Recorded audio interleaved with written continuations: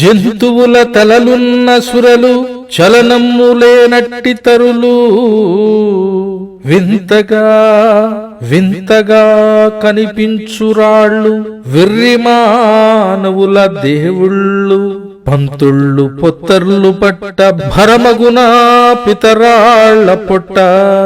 అంతరాత్మను తలచుకొమ్ము అనవసరమీ తద్దినము